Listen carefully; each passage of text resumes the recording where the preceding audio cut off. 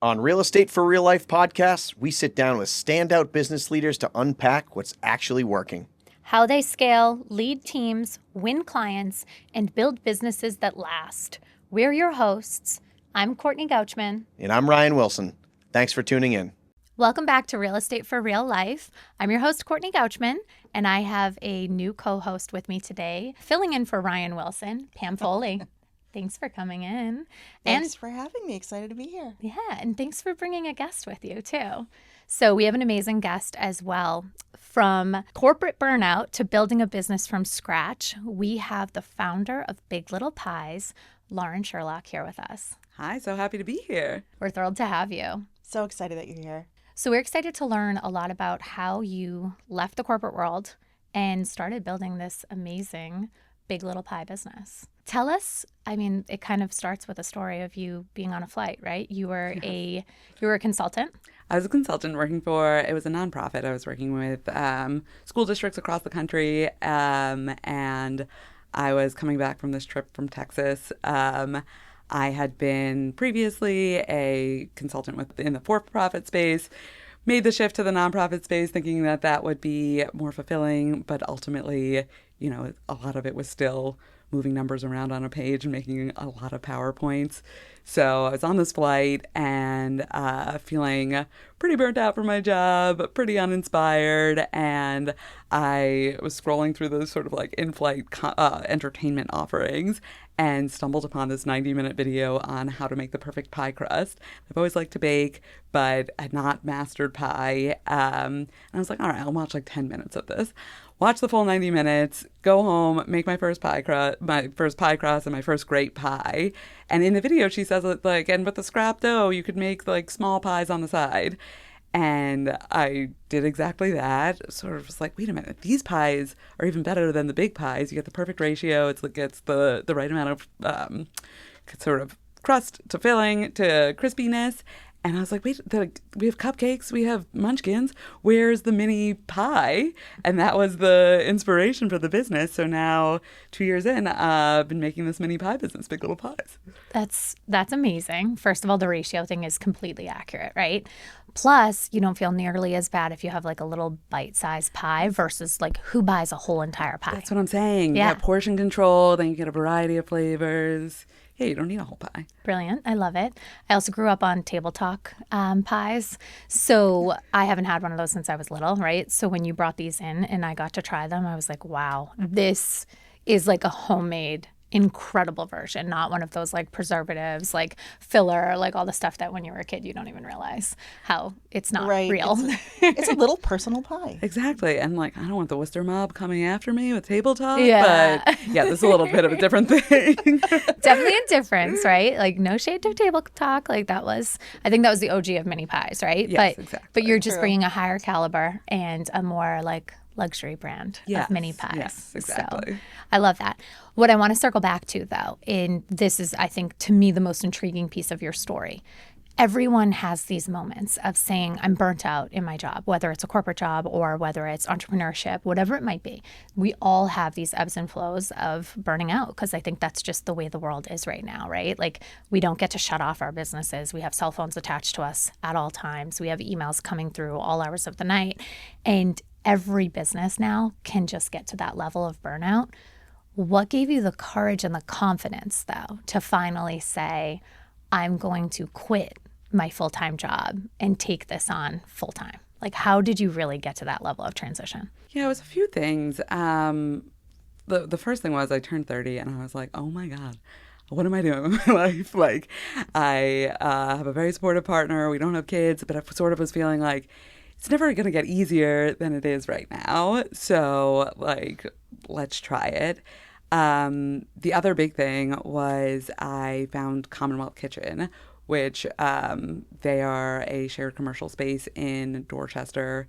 They're like an incubator for small businesses, very much built to help people like me that don't have a background in the space go from zero to actually starting. And, they have an application process. So I was like, all right, let me try. We'll see. And then when I did get accepted to their, they call it the Ready to Launch cohort, I was like, okay, this is a sign. Let's do this thing. And feel so grateful because there's so many supports sort of built into that of like figuring out the insurance and the permitting and the like food safety, like all of the different things that I really had no background in, had that sort of served up to me in a really great way. That's awesome. I didn't even realize that something like that existed, right? I hadn't either. Yeah. It's cool because I guess if you relate it to real estate or anything in our realm of the world, right? It's similar to a brokerage, right? So for us, you become a real estate agent, you get licensed, and then from there you're like, okay, what do I do now, right? So you hang your license in a brokerage, and basically they carry all of the E&O, which is the errors and omissions insurance. They help protect you, right? Yeah. They help keep you above board on everything. They usually offer some sort of education or training, right? So like I'm just kind of relating that as you're talking. I'm like, okay, that makes sense that one of those businesses exists, right? Commonwealth Kitchen. So it's where they like help you launch your career in the food industry, essentially. Absolutely. And what's also amazing about that, and maybe you have the same thing in real estate, is I'm starting from zero and I get to see businesses that are 2, 5, 6 years down the road and, how they've navigated, what are the different opportunities, to really just get a sense for like what else is out there, and see and even learn some of the like production side of things, just being able to see, 20 different versions of people doing similar things. Yeah. It is the same. And I think that's the best thing about real estate and entrepreneurship in general, right? Is there's so many ways to succeed, whether it's, a baking business, right? Where there's a million different ways that you can succeed in that. We were just talking about this before we started filming, but you could get into franchising. You could have a brick and mortar. You can do shipping, right? Which you're going to be shipping soon, right? The packaging is absolutely gorgeous, which we love this because we're always looking for amazing treats, which we can get into kind of some of our business steps as well too, that we always ship sweet treats because it still has that like small business feel, but you're able to ship it and actually make it get to more doors and actually get into the hands of more human beings than if they had to step foot in a brick and mortar or go to, currently right now you're mainly at farmers markets, right? Is that a ton of farmers markets, which is great, and that is where I met Pam. That's where we met. And then the thing that was so interesting is she would run out of pies every single week. That's a good problem And then to have. more and more people would say, oh, I have to go over to Big Little Pies. I love her cherry pie. So yeah, it started to spread, right? And I think that's a really popular market for you. Yeah, and I do a few. So that one that Pam and I met was in Framingham, but I also do Newton, so locally around here. I'm doing Andover and Union Square and SOA, so it's such a great way to get out there, and they're all such nice communities. But it is like you got to be there, hope the weather's good, set up the tent, bring the right number of pies, hope people show up. And it's been a really good way to launch everything. But starting to think through how do I sell pies without having to be there or hope that the weather is good. And that's where some of the shipping idea comes from. Yeah, of course. Also, we live in New England, right? So farmers markets are only usually about 6 months of the year, if Exactly, that. yeah. And I think that this is smart and strategic, right? And you do have a corporate background where you actually went to other businesses, right, as a consultant and had to sit there and assess and figure out, I assume, growth plans of some sort, right? Totally. So tell us a little bit about how your corporate background helped lead you into this, because I assume with pies and the seasonality of farmers markets, you have to have a plan for what gets you through the winter seasons, right? And your growth plan just in general of being able to take this on full time and then maybe someday being able to take your husband on full time as well too. Let's talk a little bit about how your background has set you up for success with this business venture. I mean, obviously it's been quite the shift, but the thing that I do feel grateful for having the background in more of the corporate space. Like, I think a lot of people come in from the other end where they have the experience in food and then they mastered the product, and then they come in and they're like, I'm going to sell a ton, not necessarily having the background to think through like, what are the economics and what are the fundamentals of the cost of goods and how should I price these things and where does the scaling come in? So I'm extremely comfortable in a spreadsheet, and everything else has been new and learning. So it's been good to be able to sort of dream it all up in my spreadsheet and be able to say, how can I actually execute this? And that's where all of the learning in the last couple of years has gone. That's incredible. So you're speaking my language. These are my favorite things. I love writing out a plan, right? Yep. So we have a couple episodes on business planning, on, kind of visualizing where you're going with your business, creating goals, creating rocks, like, attainable type measurable steps.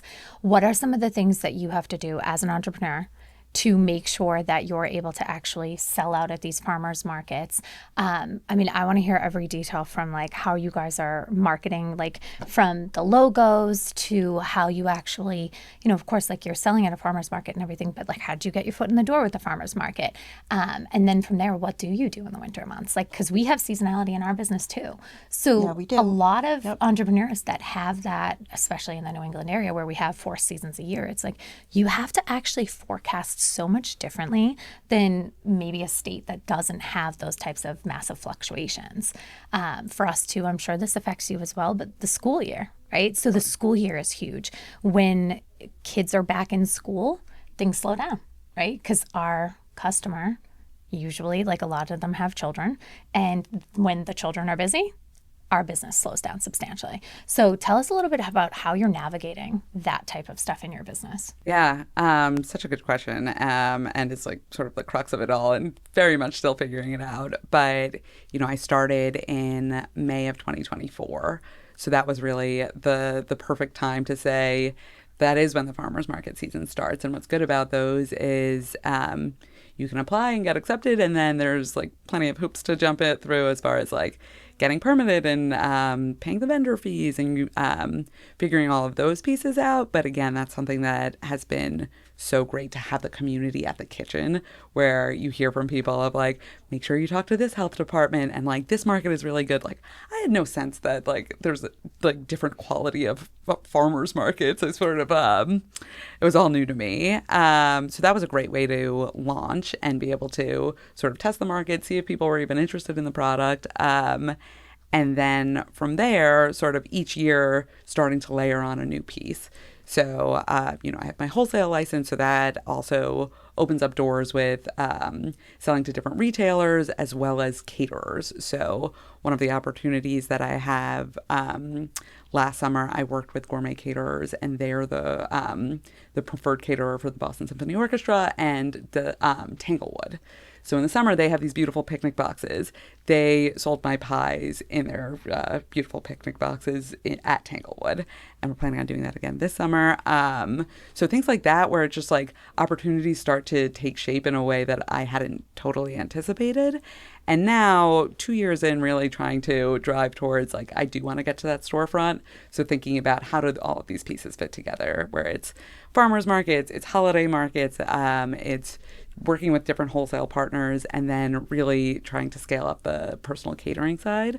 So catering for events like birthdays, baby showers, weddings, doing those sorts of things, but then also do some of the like institutional pieces, and exactly to your point of the like seasonality of it all. So for example, like Pi Day is great for me, and we live in Boston where there are a ton of universities. So, working with MIT's math department to say, let's do a few hundred pies for Pi Day, and really trying to say, how do we layer all of these pieces together to get to a point where this is actually a sustainable, scalable business? Speaking of scalable, are you the only one that does the baking? So I've gotten some help in the kitchen, and that is a bit of a game changer, but still working on doing that in a sustainable way, because right now it is mostly me in the kitchen. My husband gets pulled into anything and everything, and I do also draw from that kitchen community, which is great to be able to say, like, does anyone have anyone? Can anyone help me out?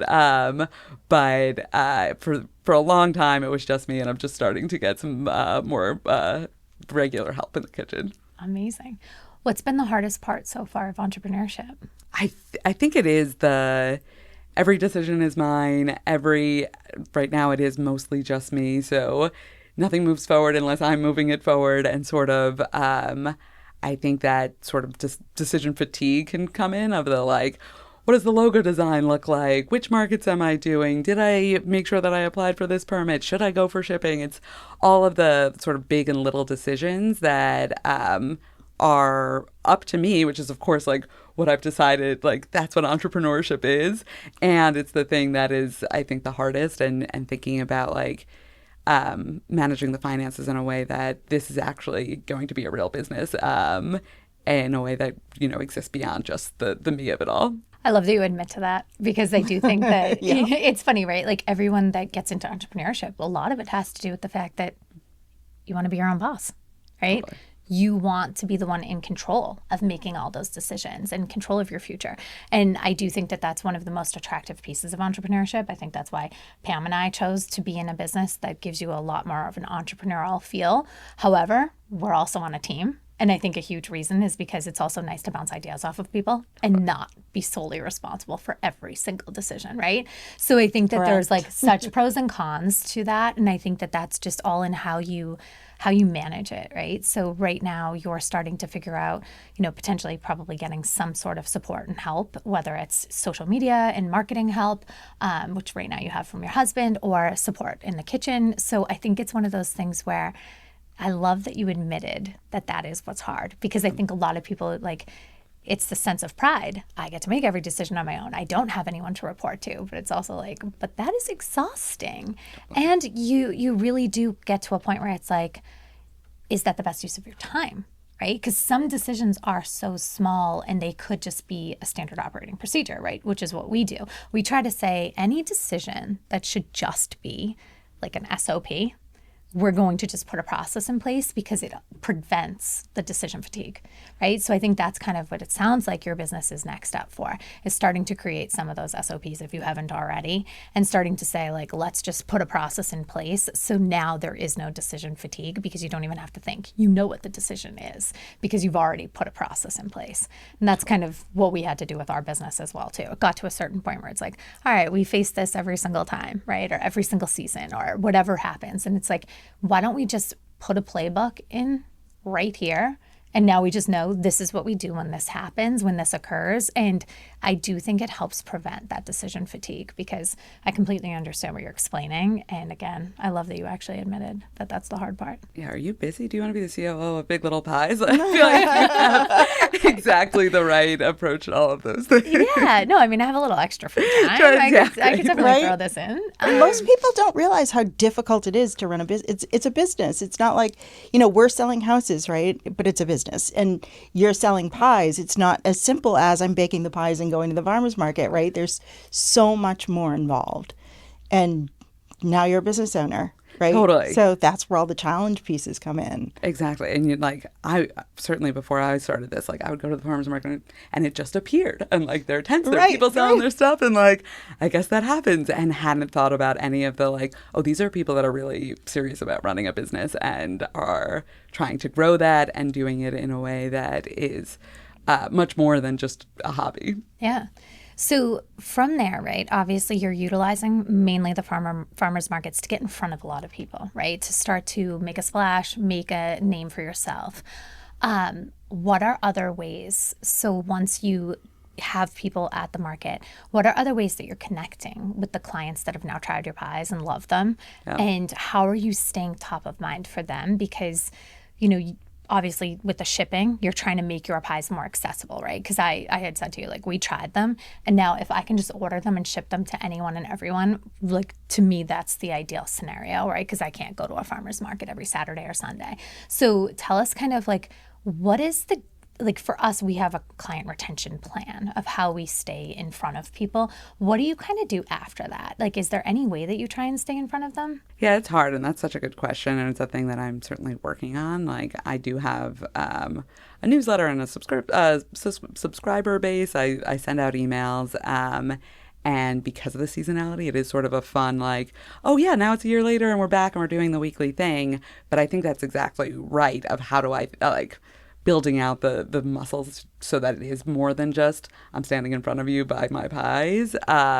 So honestly, working on that, my husband is my social media manager. He does a great job of putting out content. And then we do a lot of direct outreach to businesses and other caterers to partner on some of the larger scale orders. So that's really, one of the things that we've done is we've worked with a lot of the luxury buildings in the area. A lot of them do tenant events. So what we'll do is walk door to door and drop off samples and say, like, we'd love to partner. So doing more of the really like face-to-face salesmanship, but that it's a challenge and a thing that I'm trying to work on to make sure that people do remember Big Little Pies. Yeah. I get like so excited hearing you talk about that though, because I feel like the boots on the ground type marketing strategy is one of my favorite strategies for building businesses. And you're in an industry where realistically speaking, your marketing can go a long way to get you more of the orders now that you have the ability to ship. Because you can get in front of people that are far away from you, right? Like geographically speaking, by using social media, leveraging ad campaigns, things like that. But the boots on the ground marketing is really amazing because you have a product that needs to be tasted, touched, seen, look at the packaging, that kind of thing. And I think it's a really fun business to do that, right? So like for us too, we kind of have a similar business as well. Like we actually can't necessarily go nationwide. I mean, we can help people across the country move and connect them with amazing people, but for the most part, when we get to actually impact people the most, it's local. It's fairly local. It's geographically like within a driving distance.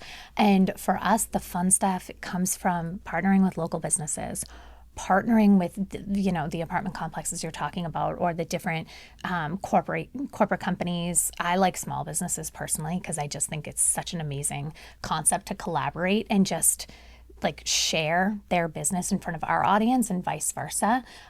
So I love hearing some of the things that you're working on because it brings it back to what makes you feel a little bit more like, wow, it's not an AI situation. This is a human to human connection, which tends to be the trend on this podcast. We are constantly talking about what makes you different. How do you scale your business? We talk to entrepreneurs in every single industry, and every single person has brought up relationships. Yeah. So from your corporate background, have you leveraged and leaned on anything that was from your past experience? I mean, I have had some friends that I worked with that are great supporters, and they'll order for like the businesses that I used to work for, which is amazing. But, I think just having the experience in the corporate world and having this sort of like professional experience where you're used to talking to people makes a lot of this a little bit easier. Yeah, for sure. It's I think one of you guys just said it's a muscle, right? So it's like you're exercising that muscle of something you already were good at, and now you're just leveraging it for your own business, which is really cool. So yeah. From there, what are some of the things that you're finding you're taking big risks on? I mean, aside from just starting this from the beginning. Yeah. No, it does feel like everything is a little bit of a risk, just because like everything is just new and trying something. So that is, it's exciting, but it's also scary. I think now, we keep talking about farmers markets. Day one of the market is actually like such a scary experience, like showing up with your tent and just hoping that people show up. Now, 2 years later, that feels a little bit more comfortable. So now moving into some of the newer things, particularly with the shipping, the first step to that is designing the boxes and then ordering the boxes. And when you order the boxes, it makes sense to order them in bulk. And it's like, I don't know, do I order 10,000 boxes? And like, where am I putting the boxes? And like, will anyone buy these things? And then starting to do more of the long-term planning of thinking about, if I want a storefront, where do I want that to be? That will be the first sort of really capital-intensive upfront expenditure that I would need to make. And that feels both like extremely exciting and so scary. So those are the pieces that feel sort of like the make or break, but also like the reason to do all of this. Yeah. So when you talk about storefront, that to me sounds like you'll be hiring employees. Totally. Okay. Tell us a little bit about kind of some of the the things that you kind of want to work towards before you get to a place where you're actually hiring somebody? Is that going to start before you open up the brick and mortar? Are you going to start that like by having another assistant in the kitchen, or will you hire someone else to be doing marketing with your husband? Like what does that next hire look like to be able to scale now? Such a good question. It is getting help in the kitchen is number one. Like the difference between doing everything yourself and having someone even just, supporting on the cleaning is huge. So the nature of the shared kitchen is you book the time hourly. So it's a little bit of a challenge to find someone that you can sort of consistently work with and also say like, this is not a full-time job. But getting to a place where it's hiring that person that can be consistent. And then for me, really learning like, how do I best work in the kitchen with someone else when it's not just me? And it's exactly what you were talking about of developing those SOPs so that it's not just we show up and it's completely a mess every time. So it's getting help in the kitchen, and then and we talk about storefront. The goal and the dream is for my husband and I to do that together. So then you have two people that can really dedicate full time to that, and then thinking about what are their supports around that. So really expanding that way of just getting the production side down, because everything is handmade and it's time intensive. Yeah. So getting someone to help you with the production so you can actually scale, make more pies to then be able to sell more pies. And then simultaneously, like it kind of goes hand in hand where it's the marketing The marketing piece always comes into play at that point. It steps up. It's funny because we talk about our timeline for transactions, right? It's you might meet buyers or sellers today. They might not sell for a year, right? Well, you then want to stay in touch with them, add value, and keep them in your pipeline, so to speak, right? But then you need to continue to find more people and meet more like human beings that are looking to buy, sell, or invest in real estate. So as we continue on this process, then you also end up in transactions with people, right? So you end up wearing all these hats, and that's the piece that scaling, I think, always kind of stops people in their tracks, because you have to be able to manage so many elements at the same exact time. And that's where it's always you kind of hit this crossroads of what comes first, the chicken or the egg type thing, right? And it's, do you scale without having the support and the help? Do you create the SOPs now before you even get to that point where you're ready to go? Or do you kind of like figure it out, trial and error, like as you're growing, right? Like, and it's like, I would say the best thing to do, and this is kind of how I always advise anyone on our team who's brand new, like a brand new entrepreneur, you're ready, like out of the gates, you want to be your own boss, is start writing your SOPs now. Yeah. So start writing down every process, every little thing. How do you package your pies, right? Things that you could eventually delegate to someone. Everything should be documented, written down. Now with AI, it's like you could literally just talk it into any form of a platform, right? And it will write these beautiful SOPs out for you. I actually typed them all out 10 years ago when I started in real estate, every little detail. But the goal is, and this is for any entrepreneur listening who's new in the business, right? New in their business. It's you want to be able to scale when you're already busy and ready to scale. And that's also the hardest time to backtrack and like create all these processes. So your processes will constantly change, right? I'm 10 years into real estate now. I've been with Wilson Group for almost 6 years, right? We're constantly tweaking and changing our processes because things constantly change and evolve and develop into new things or new products or new databases or new marketing, whatever it might be. So you have to be able to pivot and be able to change with the times. But the reality is, though, is at least we had a foundation. And I think that to me is the key for successful scalability in entrepreneurship. Because as much as it's fun to be your own boss, it's also like at some point, I think the passion project turns into, is it going to be lucrative? Is it going to be something that, your husband can eventually like do full time as well too, right? And like, how do you get to these like amazing spots and milestones that you're looking to have? And I think that you're in such a fun part of the business, being 2 years in, where it's like you're seeing the fruits of your labor. And then now you're in this like really fun planning phase too, where it's like, okay, this is where you have to like lean into that business mind that you have, also that talent that you have of being able to bake these pies. Now, can you train someone? Can you train someone to replicate, be another you, right? Yeah.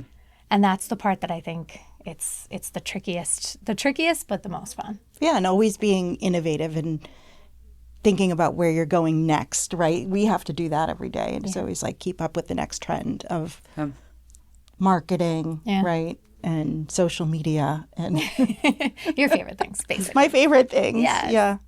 No, but it is, I think, though, there's so many tools now at our fingertips. Whereas I think when social media and marketing and all that stuff first, I mean, marketing's always been around forever, but like when social media first hit, like the business world, and it became much more of a marketing platform as opposed to a social platform, I think that there was a lot of learning that had to come from that. But now we're in a place where you can actually use AI to kind of do a huge majority of it for you. So I think that there's like so much value to that too. That being said, you have such a hands-on business, and like it's physically you have to do so much of it. But are you going to lean into AI at all for any of the stuff that you do? Like maybe That's a more good from the question. business end of things? Yeah. And I know that this is like such a beaten topic in our world, like it's constantly discussed, but I am like really curious of like how that would play into your world. Yeah, I mean, I have started to integrate that in some of the business planning, obviously. I feel fortunate that, the machines can't make the pies right now. So that feels like good job security. But a super helpful tool to say, like, okay, if I'm looking at this storefront, how much does it cost, and what are the different elements that go into that, and where should I be thinking about if I have these criteria? What should I be thinking about? So it just sort of gives a good starting point for these more nebulous questions, and that's been really helpful. To your point of the like building out the procedures, where it's I started and it was just like a year of me running around like a maniac. So then like actually it was great to have that time to sort of learn my own systems. But now being able to document it and really build out those processes, I think that there's more of a space for these tools can be so helpful with that type of thing. That's smart. Yeah. So obviously we've learned how you kind of got this started, Big Little Pies. So in-flight entertainment. Yeah. Are we giving a shout out to JetBlue, Delta? Like, which one are we going for? I honestly don't remember which airline, but I will give a shout out to Erin McDowell, Bake It Up a Notch. That was the video. Okay. If anyone needs pie inspiration, she's the expert. That's amazing. I would have guessed Martha, but Yeah. No, Erin is a younger or Martha. Okay, that's amazing. So, we got to learn the inspiration behind it, the courage that it took you, right? What would be one thing you wish you knew before you started or when you first started? I constantly feel so grateful for doing this, and like as scary as it is, and as how much more there is a question mark of like, will this work, and where is the next paycheck coming from?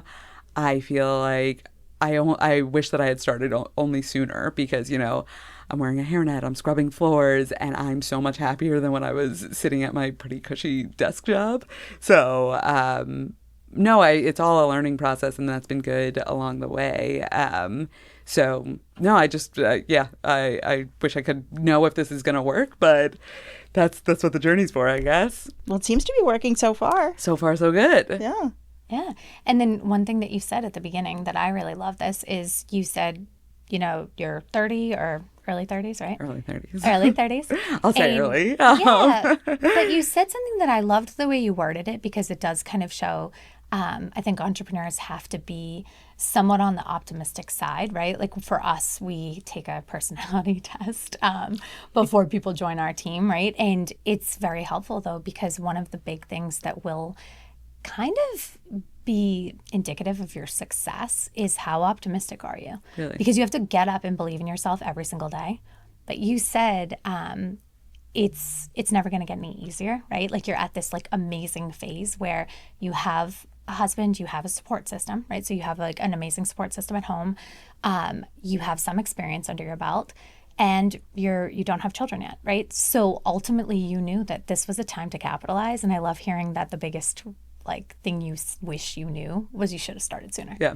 Right? Because I think every entrepreneur, you kind of wait until you finally are ready. And I think that, I shouldn't say every entrepreneur, there are some that jump in Yeah. 2 feet first, right? But I do think that that's the best advice that you could ever give somebody is don't wait. Just actually like take the leap if you really truly believe in what you're about to do. Take the leap and then you'll figure it all out as you keep going. You just have to have the work ethic and the drive, which Yeah. it sounds like you definitely do. Thank you. Yeah. So we'll leave it with this, right? We are super excited. We mentioned we have a referral process. We love everyone that gives us referrals. We always give them something sweet. So we say there's nothing sweeter than a referral from you, and we send them a sweet treat. Big Little Pies. I can't wait to start shipping to all of our amazing people who send us referrals. We usually send out like, I don't even know, 160 a year. So we're excited to get these into the hands of all of our favorite people that help support our business and build our team. And then the farmers markets we have, and again, if you're not watching this, if you're just listening, you are missing out on the gorgeous pies that we have here. But the Big Little Pies themselves, you can get them at farmers markets or at some point a storefront near you. That's right. Right? Anything else that you want to kind of mention about Big Little Pies? What's your favorite flavor? I was just about to say, what are the most popular flavors? Oh. That was going to be What's the most popular? my But next. what's your favorite too? Well, Pam and I have the same favorite. Sour cherry is Love the sour cherry. my personal favorite. Honestly, I make all these fun flavors. I do a blackberry peach, a peanut butter fluff, a chocolate hazelnut. Apple pie is the number 1 seller. Is it really? Apple, strawberry rhubarb number 2. Okay, I had the strawberry rhubarb. That was unbelievable. It's really good. It was so good. And I actually don't even think I had ever had a strawberry rhubarb pie before, but I'll never go back now. It was unbelievable. The crispy crust on top that you do, that is to die for. It is buttery and delicious, and it's heaven. So again, we can't wait to start shipping these out to people and getting them in the hands of all the people that we love. And we are really excited to see your business continue to grow too. Thank you. And I'm so happy to be here. And this has been such a fun experience, and I'm so appreciative. Well, congratulations on taking this leap 2 years ago. I think it was obviously the right decision for you. I think you know that. And we can't wait to see what happens. I'm excited to see what town you end up deciding to open up your store in. Yeah, well, we'll probably need help finding it. So, Oh, you know people. yeah. Such a great idea, right? Yeah. Well, thank you so much for being on today. Thank you so much for having me.